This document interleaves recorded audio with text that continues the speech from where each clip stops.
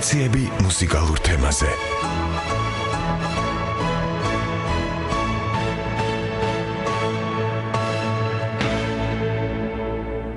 მოგესალმებით პროგრამის ავტორი მარიკა ჩიჯავაძე, ხმის რეჟისორი გახლავთ თია ბიჭაშვილი, ინტერნეტით ჩვენ ეთერს უზრუნველყოფს ხათუნა გაკიაშვილი და წარმოგიდგენთ დღევანდელი გადაცემის სტუმარს. ეს გახლავთ საერთაშორისო კონკურსების, მრავალი საერთაშორისო და თან ძალიან პრესტიჟული კონკურსების ლაურეატი, ალაბამას უნივერსიტეტის პროფესორი, ჩვენი სახელოვანი და საყვარელი პიანისტი ედიშერ სავიცკი. მოგესალმები ედიშერ, დიდი მადლობა რომ გვეწვიე. მადლობთ თქვენ რომ მომიწვიეთ. დიდი მადლობა, ჩვენ პირდაპირ ეთერში ვართ 240 91 92 240 92 92 ამ ნომერზე შეგიძლიათ დაგვირეკოთ დაახლოებით 45 წუთის მანძილზე და გაესაუბროთ ედიშერს, დაუსვათ მათ შეკითხვები. მანამდე კი მოდით პირველი მუსიკალური ნომერი მოვისმინოთ. ეს არის რახმაინოვის პრელუდია, ფამინორული პრელუდია. ედიშერ დღეს გადაცემაში საერთოდ ჟღერდება ძირითადად თბილისის ჩანაწერები, თბილისში გამართული კონცერტების ჩანაწერები და კიდევ ერთ-ერთი კონკურსის, ეს რუბინშტეინის კონკურსის ჩანაწერი. ვინაიდან მივუხედავთ იმისა, რომ ედიშერ ძალიან ბევრი გამოსვლა აქვს უცხოეთში, ძალიან პრესტიჟულ საკონცერტო დარბაზებში, მას ეკრძალება ამ ჩანაწერების გადაცემა და ამიტომ დაუკმაყოფილდით იმით, რაც გვაქვს. ეს როგორც საერთო წესი არის, ეს კონცერტები, რომლებიც იმართება სავარაუდოდ დიდ დარბაზში, ის ჩანაწერების გამოყენება არ შეიძლება უფლებებთან დაკავშირებით არის, რაც სტანდარტული რამ.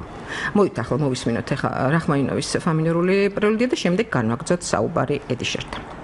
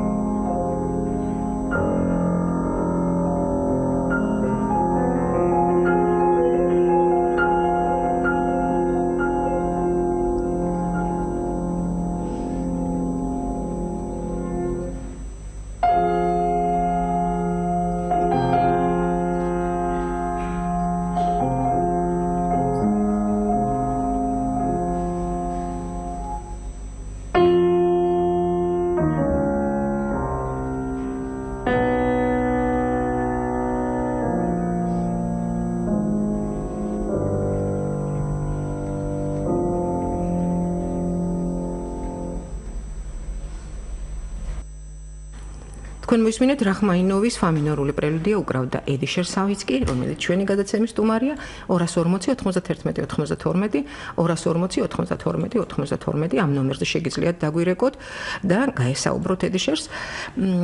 მე კი პირველ შეკითხვას დაგისვამ იმაზე, თუ შენი მისია, რომელიც ახლა დაგიკისრა როგორც კი ჩამოხვედი თბილისში, რა ძალიან საკმაოდ დატვირთული იყო ხო შენი აქ ყოფნა ეს ორი კვირა თუ სამი კვირა რაც ხარ თბილისში. ის ერთი თვეა უკვე და პრინციპში დასასვენებლად ჩამოვედი, მაგრამ ისე გამოვიდა, რომ საკმაოდ ინტენსიური აღმოჩნდა ეს ერთი თვე.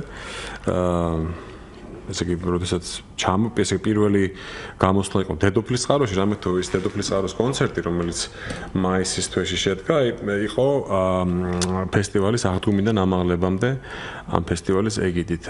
და ეს კონცერტი, რომელიც დედოფლის წყაროში ჩატარდა, მიეძღვნა ჩემდიდ პაპას, ალექსანდრე ალადაშვილის ხსოვნას, რომელიც იყო ქართული სამედიცინო სკოლის ერთ-ერთი ფუძემდებელი.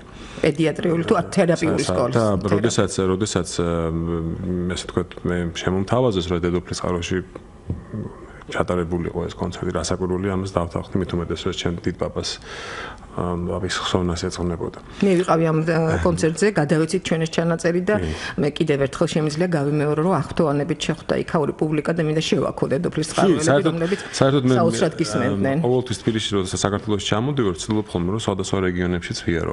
ანუ ხშირად არის რომ თბილისში კონცერტს მართავ, მაგრამ ასევე სხვადასხვა რეგიონებში, რაიონებში აი ბოლო წლების განმავლობაში შეძლებს და გვარად ვცდილობ რომ ჩავიდე და ღიაგაკუთილები ჩავატარო ყოველ შემთხვევაში იქაურ ახალგაზრდა მუსიკოსებთანაც კონდეს რაღაც შეხება. ძალიან კარგია ეს ჩავერთვები თუ შეიძლება, იმიტომ რომ ამას აკეთებენ ბევრნი არა, მაგრამ მაინც აკეთებენ ჩვენი მუსიკოსები და ძალიან რგებს ეს რეგიონებს. ძალიან ისიც მე არ შემიძლია აქვე ხაზი არ გავუშარო ეს გავუსვა იმას რომ ისე აღმოჩნდა შემდეგ უკვე როგორც გაერკვა 2012 წელს იყო პირველი შემთხვევა, როდესაც მაშინ ესე ვთქვათ აი მე მქონდა სურვილი რომ საქართველოს ჩამოსულიყავ და ეს რეგიონებში მიარა და მაშინდელმა კულტურის მინისტრმა პატონმა ნიკარურუამ ძალიან მხარი დაუჭირა ამ ინიციატივას და ესე აღმოჩნდა რომ არც თუ ისე დიდი ხნის წინ პირველად მოხდა საქართველოს რეგიონებში და ეს გასაგებია რომ უამრავი ჩემი მეგობარის და კოლეგაც ამას ალბათ სურვილი ქონდა, მაგრამ აი აუბეს მხარი დიახ, რაც ჩემთვის ძალიან გასახარი არის და სასიხარულო არის, იმიტომ რომ ძალიან მნიშვნელოვანი არის, მე მგონი ჩვენთვის ყველასთვის და რასაკვირველია იმ ადამიანებისთვის, ვინც სხვადასხვა კუთხეებში არიან და ვინც შეიძლება ვერც ახერხებდნენ თბილისში ჩამოსვლას ან კონცერტზე დასწრებას, თან მით უმეტეს გაკვეთილის მიღებას. სატელეფონო ზარია გისმენთ? გამარჯობა. მოგესალმებით. ძალიან მიხარია საშუალება რომ აქვს თქვენ სტუმართან გასაუბრების. რამდენიმე კითხვა მაქვს თუ შეიძლება. თქვენ ქალბატონ ნანა ხუბუტიასთან სწავლობდით და თუ შეიძლება რომ თქვენი ცხოვრების ამ პერიოდზე გითხრათ რამე. შემდეგ საქართველოსთან გაემგზავრეთ და იქ ალბათ თავისებური მუსიკალური გარემო დაგხვდათ. შეიძლება რომ აი ამ ორი მუსიკალური სამყაროს განსხვავებებზე მსგავსებთ ან თავისებურებაზე რომ გითხრათ თქვენზე ბოლო ვერ გავიგეთ, მაგრამ და საკმაოდ სამწელი კითხვები მაქვს თუ მოახერხეთ. დიდი მადლობა. ძალიან დიდი მადლობა. შეკითხვის ქალბატონ ნანა ხუბუტიასთან სწავლობდი, რომელიც მე ყოველთვის ამას ვამბობდი და ეს ვინც ქალბატონ ნანას ვიცნობს, იცის რომ არის ბუმბერაზი მუსიკოსი, ძალიან გამიმართლა რომ საქართველოში როდესაც ვიყავი და უბრალოდ მუსიკის სწავლა გავაგრძელე ქალბატონ ნანა ხუბუტიასთან. და ეს ჩემთვის იყო ერთ-ერთი უმნიშვნელოვანესი პერიოდი ჩემ ცხოვრებაში, რამე თუ ის ფუნდამენტი, რომელიც ქალბატონმა ნანამ მე და საერთოდ ყველა თავის მოწაფეს ესე მყარად დაუნერგა ფაქტიურად ეს იყო ჩვენთვის ყოველთვის ძალიან დიდი განძი, რომელიც დღემდე მოყვება და ცხოვრების ბოლომდე გაყვება. ანუ მე ყოველთვის მისი ძალიან მადლიერი ვიქნები იმ ყველაფრისთვის, რაც მან გააკეთა პირადად ჩემთვის, ჩემი მეგობრებისთვისაც, რამე თუ ისინი ჩემი უახლოესი მეგობრები არიან და ჩვენ საერთოდ ქალბატონ ერთი უნიკალური რამე იყო ქალბატონ ნანას კლასში, ვისაც სწავლობდით, რომ ესე არანაირი კონკურენციის მომენტი არ ქონდა, ანუ ძალიან მეგობრობდით და ეს დანერგილი იყო მხოლოდ ქალბატონ ნანას მიერ, რომელიც საერთოდ დიდი სიყვარული თავისი საქმის მიმართ ფარავდა ყველანაირ სხვა ასე ვთქვათ შესაძლო elements. აქედან გამომდინარე ჩვენ ვიყავით ძალიან განებივრებულები. საკმაოდ დაცულები, გარკვეული პერიოდი რასაკვირველია, რამე თუ მაინც ცხოვრება უფრო ხანდახან უფრო არასასიამოვნო სურპრიზებსაც გიმზადებს, უფრო მკაცრი არის კი. მაგრამ ნუ ჩვენ ვიყავით ძალიან განებივრებულები ამ ქალბატონი ნანას მიერ და ვარ ბედნიერი, ვიყავი და ვარ ბედნიერი იმიტომ რომ ვიყავი ქალბატონი ნანას და ვარ მიმაჩნია რომ ქალბატონი ნანას მოწაფე ვარ რამე თუ ის სწავლა რაც მისგან მივიღე ეს ჯერ კიდევ გრძელდება. ეს შედარებაო ქართული და არა, ამერიკაში უკვე ჩასვლის შემდეგ იქ უბრალოდ რეალობას აბსოლუტურად შეიცვალა ეს სხვა სამყაროში აღმოჩნდა არ მხოლოდ იმიტომ რომ სხვა ქვეყანაში ვიყავი, რამე თუ საერთო სისტემა არის ძალიან განსხვავებული. აი ეს სწორედ ის რეალობა რომელსაც მე ვამობდი არის უფრო შეიძლება უფრო მკაცრიც იყოს და ესე არის კიდევაც. და ეს ადაპტაციის პერიოდი საკმაოდ რთული იყო ეს ვინც საზოგადოებრივ არის დასული სასწავლებლად ვინც მოახერხა რომ საზოგადოებრივ ჩასულიყო ის მან ზუსტად იცის რასთან აქვს შეხება რამე თუ გარდა იმისა რომ ენის ბარიერი არის როდესაც უამრავი კულტურული ელემენტები რომლებიც ადამიანმა უნდა აღიქვას და რაღაცნაირად ამას მოერგოს ან მოირგოს მიუხედავად ამისა თან საჭიროა რასთავია რაც ყველაზე მთავარია შენი საქმის კეთება ის რაც ძალიან გიყვარდა რომელსაც მისდევ და ყველა ამის დაბალანსება ერთად არის საკმაოდ რთული, მაგრამ შესაძლებელი რასაკვირველია და ანუ ის რაც მე რისგანაც დაცული ვიყავი დავუშვათ საქართველოში, ამერიკაში იყო სხვა რეალობასთან მქონდა საქმე. მიუხედავად იმისა, რომ ბატონ ლექსოსთან თორაძესთან სწავლობდი და ამან რასაკვირველია ეს უდიდესი მხარდაჭერა იყო ჩემთვის იქ ყოფნისას, მაგრამ აქვე მინდა ვთქვა, რომ არც ბატონი ლექსო არ გვაკლებდა კრიტიკას, როდესაც ამას ჩვენ ვიმსახურებდით ყოველთვის. ბევრად უფრო რთული იყო ბატონ ლექსოსთან გაკვეთილზე მისვლა, ვიდრე ნებისმიერ კონცერტზე დაკვრა. ამიტომ ეს ერთგვარი გაწვრთნის ეს ელემენტიც იყო ჩვენთვის. ნანა არ იყო კრიტიკული, ნანა ხო კრიტიკულია. როგორ არ იყო? ნანა ქალბატონი ძალიან კრიტიკული იყო, მაგრამ მეორეს მხრივ ქალბატონ ნანას ბევრად უფრო ასე ვთქვათ ასე დედური ინსტინქტი უფრო იყო, უფრო შეიძლება უფრო ველოლიავებოდა კიდევაც. გინდობდათ უფრო გვინდობდა რასაკვირველი, უფრო ჩვენ მაშინ მე უფრო პატარებიც ვიყავით რასაკვირველია და ამას ის ანგარიშოთ და მით უმეტეს რომ იმ ეტაპზე როდესაც დავშვით მე ქალბატონ ნანასთან სწავლობდი, მაშინ სწავლობდი ფაქტიურად ძალიან ელემენტარულ რაღაცებს მიუხედავად იმისა რომ ატლეტში სწავლობდი. ეს ეტაპობრივად არის ადამიანის ცხოვრებაში და როცა ადამიანი სწავლობს ატლეტში ან საშუალო სკოლაში, მუსიკა შემდეგ მიდის უკვე კონსერვატორიაში, ეს ეტაპობრივად იზრდება. ანუ ის ეტაპები რაც უნდა გამიარა დავუშვათ კონსერვატორიაში სწავლის პერიოდში, ეს ძალიან განსხვავდება იმისგან რასაც ადამიანი იღებს უკვე დავუშვათ 21-22-23 წლის ასაკიდან. ბუნებრივია. ამიტომ ეს დავუშვათ მიდგომაც და სხვადასხვა არის და ბუნებრივად გამოვიდა ჩემ ცხოვრებაში ისე რომ სხვადასხვა სტილის ან მიდგომის პედაგოგებთან მქონდა ურთიერთობა. შემდეგ ეტაპზე უკვე და იმაზე რაც წერან დაგისვა შეკითხვა ცოტა ხნის მერე ვისაუბროთ, იმიტომ რომ მეგონი ძალიან დიდი კითხვა იყო და ბევრი ისაუბრე ამაზე და მუსიკა მოგვენატრა. მოდი მოვისმინოთ ახლა მუსორგსკის სურათები გამოფენიდან რამდენიმე პიესა, პირველი გამოუჩეკავი წიწილების ბარტყების ვალეტი იქნება. მოვისმინოთ ეს და შემდეგ ვისაუბროთ უკვე იმ თემაზე, რაზეც გკითხე წერან.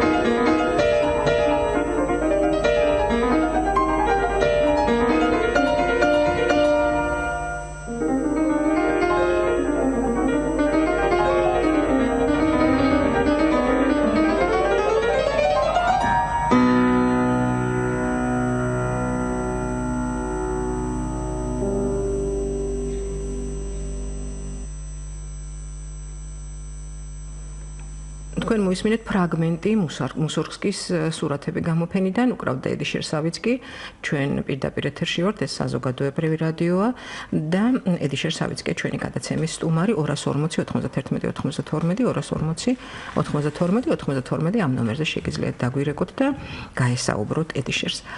ვიდრე შემდეგ მუსიკალურ ნომერს მოვისმენთ და ვიდრე იმედია დარეკავს კიდევ მსმენელი, მანამდე მოდი და იმ კითხვაზე დაასრულე საუბარი, რომელთაც დავიწყეთ, ხო? ჩვენ შენ ისაუბრე მხოლოდ დედოფლის წყაროს კონცერტზე, მაგრამ ამის გარდა შენ გქონდა ძალიან მნიშვნელოვანი მასტერკლასები კონსერვატორიაში ნიჭერთა აწლეთში და შემდეგ იყო კონკურსი. აი ამაზე მინდა რომ გვესაუბრო. დიახ, რახან ჩამოვედი თბილისში და აღმოჩნდი ისე აღმოჩნდა რომ პირველად არის რომ აი 18 წლის განმავლობაში იმ ხნის განმავლობაში რაც მე ამერიკაში ვცხოვრობ, პირველად აღმოჩნდი საქართველოში აი ამდენი ხნით. ეს დაკავშირებული არის იმასთან, რომ ჩემ უნივერსიტეტში, ანუ ალაბამის უნივერსიტეტში, სადაც ვასწავლი, არის არდადაგები და პატარა ფანჯარა გამომჩნდა ივლისის დასაწყისამდე და შემეძლო რომ საქართველოში ჩამოსულიყავი და მინდოდა რომ გამომიყენებინა ეს რომ იმისთვის რომ შეიძლებოდა მინიმალური რაღაცა ჩემი შეხედულებები გამეზიარებინა ჩემი ახალგაზრდა კოლეგებისთვის. ამიტომაც კონსერვატორიაშიც და ათლეტში, ნიჭიერთა ათლეტშიც მქონდა ღია გაკვეთილები და შემდეგ წავედი ბორჯომში, სადაც სტარდებოდა ბატონი თენგიზ ამირეჯიბის სახელობის კონკურსი. თამარ ლიჩელერი, რომელიც ჩვენი არაჩვეულებრივი პიანისტი და ჩემი მეგობარი, მან თხოვა რომ ჟიურიში ყოფილიყავი და მეც საშა კურსანტია ჩვენი საყვარლესი საშა კურსანტია ქალბატონი ლიანა ისაკაძე და ბატონი ნოდარჟვანია და მე ვიყავით ჟურის წევრები და გავწავედით ბორჯომში რომ რაც ჩემთვის არის საკმაოდ არა ასე ვთქვათ ხშირად არ ვზივარ ჟურიში, მაინც და მაინც არ მიყვარს ჟურიში ყოფნა და ამ შემთხვევაში ეს გამონაკლისი იყო რამოდენიმე მიზეზის გამო, რამე პირველ რიგში იმიტომ რომ მე მიმაჩნია რომ საქართველოში ეს ამგვარი კონკურსების ჩატარება ძალიან კარგი არის და მნიშვნელოვანი არის ჩვენი ახალგაზრდებისთვის, იმ ადამიანებისთვის, რომლებიც რეგიონებიდან ჩადიან ამ კონკურსზე, ამიტომ ეს ძალიან მასტიმულირებელი არის, ასევე ეს ძალიან კარგი არის პედაგოგებისთვის, რამე თუ მათ უნდა მოამზადონ თავენთი სტუდენტები კონკურსისთვის მზადება განსხვავდება კონცერტისთვის მზადებისგან და ამიტომ ამ რამოდენიმე მიზეზის გამო თან მით უმეტეს იმიტომ რომ ვიყავი თავისუფალი და თან ჩემთვის ძალიან ახლოვდა ჩემთვის ჩემ მეგობრები ფაქტიურად გარემოში ჟურისთან ერთად შეიძლებოდა ყოფილიყავი ამასაც დავთანხმდი და ერთი სიტყვით ძალიან ყოფილი ვარ მეც იმ ხრივ რომ ეს ყველაფერი ჩატარდა და თან ჩატარდა მე მგონი რომ საკმაოდ კარგად. და შენი ორი პრიზი გაიცა, ხო? ჩემი ორი დამატებითი პრემიებიც გაიცა არტისტიზმისთვის და ვირტუოზობისთვის და რაც ასევე ძალიან მნიშვნელოვანი არის უამრავი პრიზი გაიცა შოთაშორის ამ კონკურსზე. უამრავი პრემიები გაიცა, დიპლომებიც ასე შემდეგ. ანუ მაქსიმალურად ჩვენ შევეცადეთ რომ ახალგაზრდა შემსრულებლებს სტიმული მაინც ქონოდათ, მაგრამ მიუხედავად ამისა რაღაც რეალობასთან შეხება არ დაკარგოდათ. და იმასაც დავუმატებ, რომ შენი სტიპენდიაც არსებობს, შენი ბავშვები იღებენ ხოლმე შენ სტიპენდიას. კი, ეს კაი ხნის განმავლობაში ესე იყო, მე დიდი აფიშირება ამაზე არ იყო, მაგრამ მაინც და მაინც დიდი განსაკუთრებული ამაში ხედავდი, მაგრამ წლების განმავლობაში მინიმალური მართალია, მაგრამ წამახალისებელი სტიპენდიები იყო ნიჭიერთა ათლეტში. მე ძალიან კარგად მახსოვს, როდესაც მე ვსწავლობდი ნიჭიერთა ათლეტში. მაშინ ჩვენ ქონდა 14 მანეთი იყო სტიპენდია და ნუ ერთი მოსწრება იყო იმ სტიპენდიის, რასაკვირველია ეს ეგრევე იხარჯებოდა ლაღიძის ხაჭაპურებს, ასე და აჭარული ხაჭაპურის ასე თქვა. მაგრამ მაინც საკუთარი ფული იყო. ხო, საკუთარი იყო და ეს ბავშვები მაშინ და თან ბავშვებისთვის იყო ძალიან მასტიმულირებელი და რასაცილო არის შეიძლება ამაზე. რასაკვირველია ამას მუსიკასთან არანაირი კავშირი არ აქვს და მუსიკის სიყვარულთანაც არანაირი კავშირი არ აქვს ამას, მაგრამ თვითონ ფაქტი რომ ბავშვს შეუძლია რომ თვითონ ადგეს და წავიდეს და იყიდოს ნოტები მაგალითად, იმიტომ რომ მაშინ თუ გახსოვთ მახსოვთ, ცუდი პერიოდი იყო და თბილისში მიწისქვეშა გადასასვლელებში იყიდებოდა უამრავი ნოტები.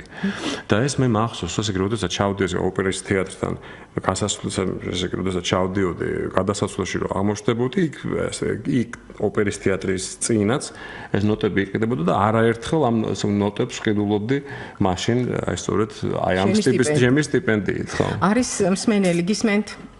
გისმენთ. ქალბატონო, მოგესალმებით თქვენს სტუმარსაც მივესალმებით ძალიან დიდი გულისხმობით გისმენთ. იცით რა მინდა გითხოთ, მე თვითონ ბავშვი მყავდა, მე-7 კლასამდე სწავლობდა 10 წლებში და იყო ძალიან ძლიერი პიანისტი, რო იტყვიან ახლა ჩვეულებრივად, მაგრამ აი მე რაღაც არ დაინტერესდა და გამოვიდა და ეხლა თქვენ სტუმართან ერთი შეკითხვა მაქვს რაღაცა.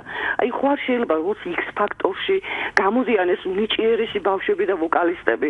ხო არ შეიძლება აი ასეთი კონკურსი რო ჩავატაროთ ახალგაზრდა პიანისტების, აი თუ არის, აი მე ძალიან მინდა რომ იყოს ასეთი კონკურსი და ყველა ბავშვი ჩაებას, იმიტომ რომ ყავს უნიჭიერესი ბავშვები.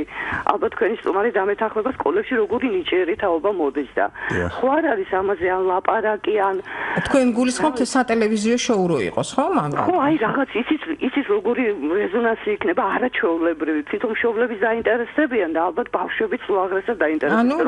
ანუ სატელევიზიო შოუ კლასიკურ მუსიკაში. კი, აი როგორც X ფაქტორია, აი ისეთი რაღაც დავარქვათ, აი საქართველოში გავაკეთოთ ესეთი რაღაც, იმიტომ რომ რორცულდება ეს პროგრამა, ეს ბავშვები მე ამ სოლფეჯიოზე, მუსიკალურ გულს იცრუებენ და გამოდიან. აი ჩემი შვილის მაგალითზე გეტყვით, კონცერტებზე გამოვიდა რამდენჯერ დაუკრა ორკესტრთან და მე რაღაც აუცროვდა გული, აი მე ახლა სოლფეჯიოზე ვერ წავალ, აი მე ახლა მუსიკალურზე ვერ წავალ და იქნებ რაღაც დავაინტერესოთ და ძალიან რაღაც კარგი. მაგრამ სოლფეჯიოს და მუსიკალურის გარეშე რო ვერ გამოვა? ვერ გამოვიდოდა და ამიტომ მე მეცევანები თავი. დიახ, კიდევ არის მსმენელი, ბარემ კიდევ მოусმინოთ მსმენელს. დიახ, გისმენთ. ალო? დიახ. თუ შეიძლება შეკითხვა მაქვს? დიახ, კი ბატონო. დიახ, გისმენთ. გამარჯობა. ბრძანეთ, ეთერში ხართ. დიახ. იცით რა მაინტერესებს? ძალიან თუ ბევრი ბავშვთან ქონია ურთიერთობა, რამდენად განსხვავდებიან ცაციები მემარჯვენეებისაგან და რაიმე სპეციფიური ის ხომ არა აქვთ მათ დამოკიდებულა მუსიკის მიმართ, ჩემი პატარა უკრავს და რამდენად განსხვავდება. თუ გქონიათ პრაქტიკაში და თქვენი ცაცია?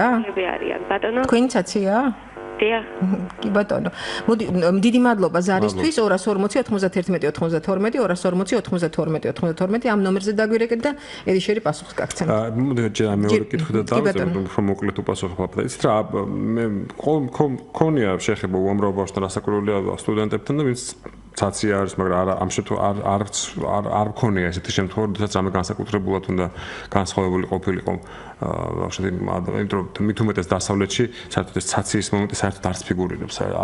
ჩვენთან არის რატომაც ითვლება რომ ცაც, მაგრამ დასავლეთში ჩვენთანაც აღარ არის. ხო, ეს აბსოლუტურად ბუნებრივი რომ აბსოლუტურად ამ არის და ამიტომ არც კი ვიცი მართალი რომ გითხრა ვიღაცა როდესაც მოწაფე მოდის ამერიკაში ცაცია არის, რომ ან რომელი ხელით წერს. ორივე ხელი უნდა განავითაროს ესნაირად. ამას არანაირი ასე ვთქვათ მნიშვნელობა არ აქვს. ხო, პირველ სფენელს რაც შეეხება კონკურსზე, ხო.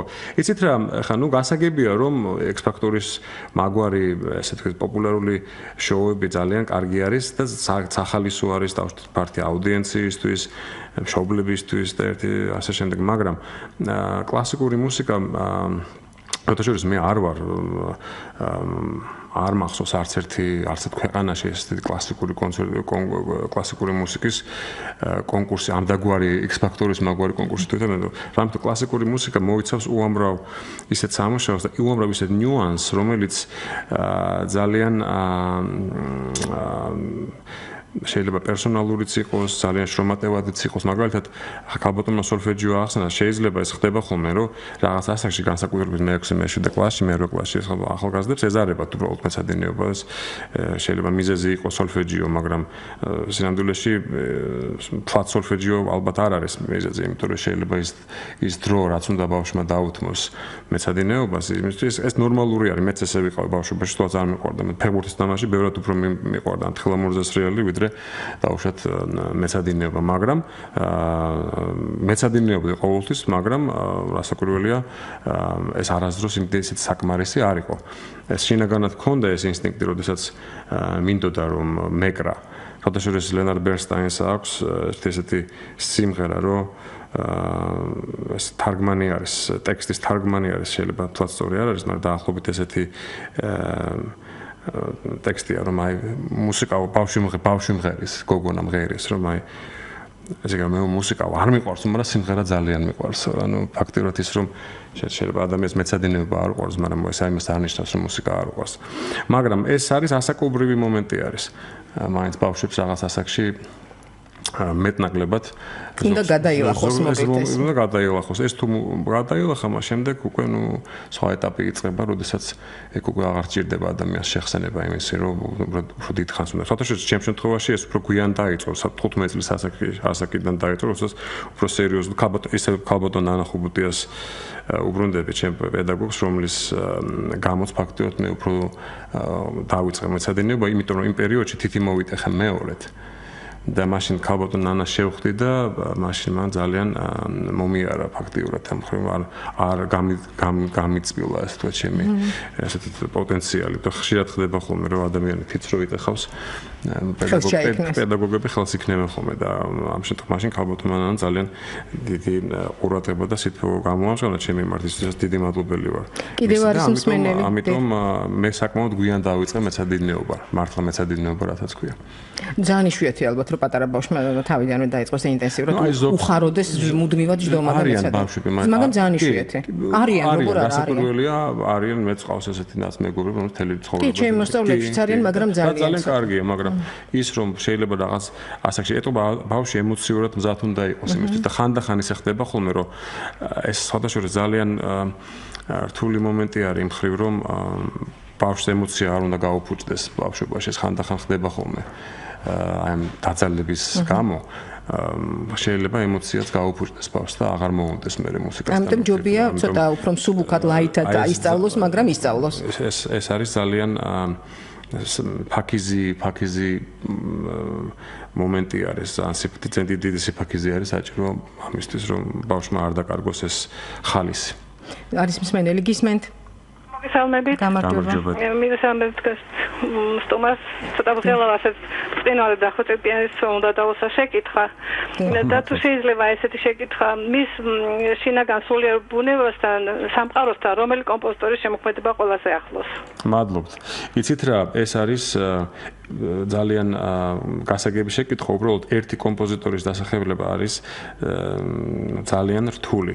რამე თუ დროთა განმავლობაში ეს შეიძლება შეიცვალოს კიდევაც დაუშვათ იმ პერიოდში, როდესაც შენ დაუშვათ სწავლობ ამა თუ იმ ნაწარმოებს ან ამა თუ იმ კომპოზიტორის გარშემო ტრიალებს, რასაკვირველია ძალიან შეყვარებული ხარ ამ კომპოზიტორშიც, მის მუსიკაშიც, მის ცდილობ რომ მისი სულიერი შინაგანი ასე მხარეები, ასე ვთქვათ, გაითავისო.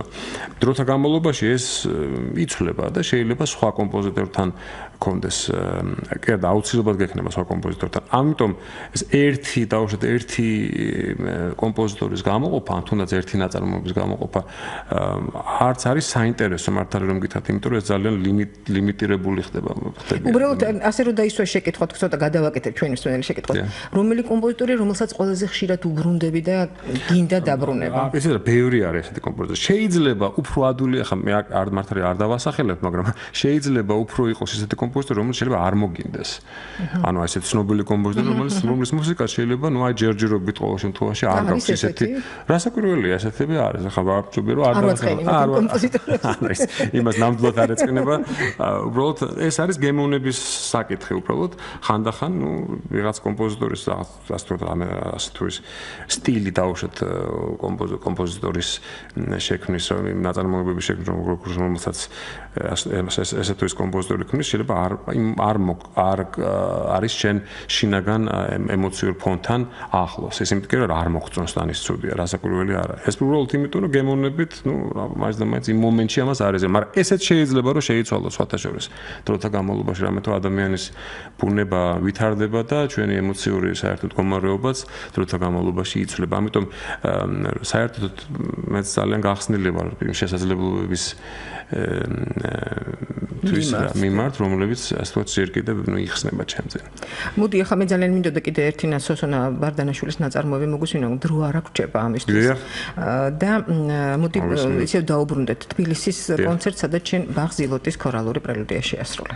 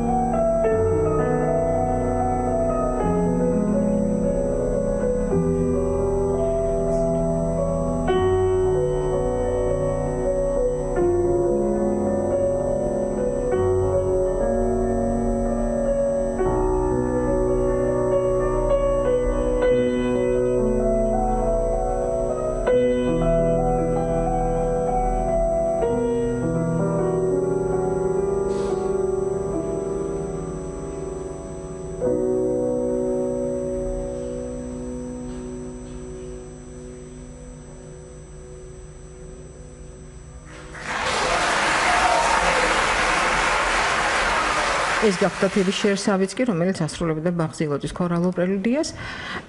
ედიშერ ჩვენი გადაცემის სტუმარია, თქვენ კიდევ გაქვთ ცოტა დრო, რომ დაგვირეკოთ დაახლოებით 3-4 წუთის მანძილზე შეგიძლიათ, მეც ვეღარ მოასწრებთ, იმიტომ რომ ბოლო მუსიკალური ნომერი უნდა გავიდეს, მაგრამ მანამდე მე ედიშერს ვკითხავ იმის შესახებ, ახლა შენ მოღვაწეობის სფეროში შემოვიდა ძალიან მნიშვნელოვანი რამ, არც ისე დიდი ხნის წინ. შენ გახდი ალაბამას უნივერსიტეტის პროფესორი მუსიკაში და რამდენადაც ვიცი, შენ მე მითხარი იმის შესახებ, რომ აქ აი საფორტეპიანო მუსიკა სწავლება მაინდა-მაინც არ იყო მაღალ დონეზე და შემდეგ კიდე ერთი ახალგაზრდა მუსიკოსი მოხვედით და ძალიან დიდი იმედებს ამყარებენ იმაზე, რომ წამოიწევს ეს სფერო. აი მაინტერესებს აი საუნივერსიტეტო მაშინაც რო სწავლობდი ლექსოსთან, მაშინაც იქაც ინდიანას უნივერსიტეტშიც ყველგან აი დიდ უნივერსიტეტებში არის მუსიკის ფაკულტეტები ცალკე. ეს საუნივერსიტეტო ცხოვრების ერთ-ერთი ნაწილია. აი ეს პედაგოგიური საქმიანობა შენთან როგორ თავსდება? დიახ, იცით რა საქმე იმაშია, რომ ამერიკაში რასაკვირველია არსებობს რამოდენიმე კონსერვატორია უნივერსიტეტი, რომელიც ძალიან პრესტიჟული არის, მაგრამ ძალიან ხშირად ადამიანები ჩადიან ამა თუ იმ უნივერსიტეტში არა იმიტომ, რომ ეს პრესტიჟული არის თუ არ არის, არამედ იმისთვის რომ ისწავლონ ამა თუ იმ პედაგოგთან. საერთაშორისო ეს იყო ის მიზეზი, რატომაც ჩვენ აღმოჩნდით ამერიკის შეერთებულ შტატებში ბატონ ლექსო თორაძეს, რამეთო ინდიანის უნივერსიტეტი, საუთ ბენჩი, ინდიანის უნივერსიტეტი, მაშინ არაფერს არ წარმოადგენდა და ეს იყო მხოლოდ იმიტომ, რომ ბატონ ლექსო თორაძე შექმნა იქ საფურთებიან სტუდენტებს. რაც შეეხება ჩემ უნივერსიტეტს, ეს არის ალაბამის უნივერსიტეტი, მთავარი უნივერსიტეტი არის უზარმაზარი უნივერსიტეტი, 40,000-მდე სტუდენტი არის. საფორტეპიანო განყოფილება საკმაოდ ძლიერი იყო, ვერ ვიტყვი, სუსტი იყო, საკმაოდ ძლიერი იყო, მაგრამ საერთო მუსიკალური სკოლა, ანუ ესე ვთქვათ, ფაკულტეტი არის ძალიან ძლიერი. ეს დამახასიათებელი არის დიდი უნივერსიტეტებისთვის, რამე თუ ამის მაჩვენებელი არის მაგალითად სტუდენტური ორკესტრი, როდესაც უკრავს ეს გამოდის და ფანტასტიკური ორკესტრი ყავს უნივერსიტეტს. ასევე სხვადასხვა ინსტრუმენტები, ლაპარაკი ჩასაბერო ინსტრუმენტებზე და ლითონის ინსტრუმენტებზე უკვე არც არის, იმიტომ რომ ისეთ დონეზე უკრავენ, ისეთ მაღალ დონეზე უკრავენ ეს სტუდენტები უკვე მათ სწავლის პერიოდში, რომ არის შესაშური ნებისმიერი ორკესტრისთვის. საფორტეპიანო განყოფილებაც უბრალოდ იქ ისე მოხდა, რომ ეს პედაგოგები, რომლებიც ასწავლიდნენ ბოლო წლების განმავლობაში, უკვე საპენსიო ასაკი ისინი წავდა და მე და ჩემი კოლეგა ახალგაზრდა კაცი, რომელიც აღმოჩნდით ახლა, რომელიც აგვიყვანეს, ანუ ჩვენზე მიწვევით ხართ ხომ? ეს კონკურსში მიიღეთ მონაწილეობა. ჩვენ მივიღეთ კონკურსში, მე მივიღე კონკურსში მონაწილეობა და უნივერსიტეტმა მომცა საშუალება, რომ გავხდე პროფესორი. რამდენი მოსწავლე ყავს? ესე იგი, ჩემი ვალდებულება არის 14 საათი. აქედან გამომდინარე, ეს არის თლიანი განრიგის კვირაში, რასაკვირველია, ანუ ეს ნიშნავს დაახლოებით 14 მოწაფე. მაგრამ რასაკვირველია, ეს უფრო მეტი სამუშაო არის.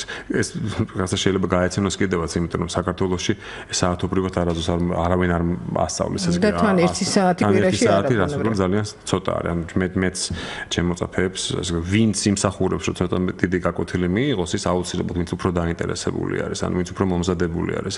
მაგრამ ერთი დიდი განსხვავება არის სისტემაში ის, რომ ადამიანი, როდესაც იხდის ფულს სწავლაში, ის აუცილებლად უნდა დაინტერესებული იყოს ამაში და აქედან გამომდინარე იხდის. ამიტომ ის ერთი გაკვეთილი, რომ თუნდაც კვირაში რომელიც ადამიანი იღებს, იმას აუცილებლად ამუშავებს ერთი კვირის განმავლობაში შემდეგ გაკვეთილამდე, მუშაობს თავის თავზე და შემდეგ კვირას, როდესაც მოდის გაკვეთილზე, ის აბსოლუტურად მომზადებულია. ანუ არ ჭირდება ზედმეტი ლოლიავი, ან დაძალება.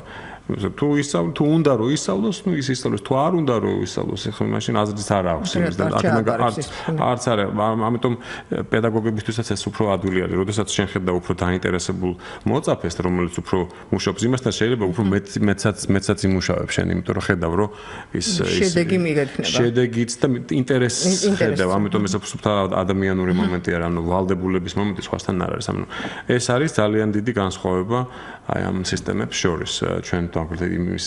ჩვენ რასაც მიჩვეული ვართ და დავშ ამერიკული სისტემა როგორც არის, მაგრამ რასაკვირველია, არიან ძალიან ნიჭიერი სტუდენტები, მეც ყავს ძალიან ნიჭიერი სტუდენტები, რომლებთანაც მუშაობ და მიხარია მუშაობა და იმედი მაქვს, რომ ახლო მომავალში შეიძლება საქართველოსდანაც ვიღაცა აღმოჩნდეს ჩემთან სტუდიაში, ამისთვის საჭიროა ელემენტარულად უბრალოდ ენა ისწავლონ ბავშვებმა, რამე თუ TOEFL-ი ყველა მიცის რომ ძნელი ჩასაბარებელი არის, მაგრამ ამის გარეშე დაფინანსებას ვერ მიიღებენ. ამიტომ მე მინდა რომ ყველა ახალგაზრდას ვთხოვო, რომ მუსიკის გარდა ინგლისურსაც იმეცადირონ, იმიტომ რომ სხვა შემთხვევაში უნივერსიტეტი, რომელიც ძალიან დიდარი უნივერსიტეტი არის, მესაც ვასწავლებ, სხვანაირად დაფინანსებას ვერ მიიღებ, რამეთუ ეს კანონი არის.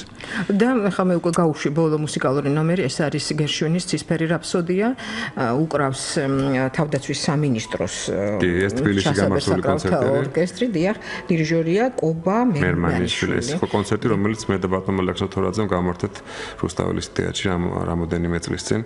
ხარდას ჩვენი სამხედროების ხარდაჭერის თვის ფაქტიურად.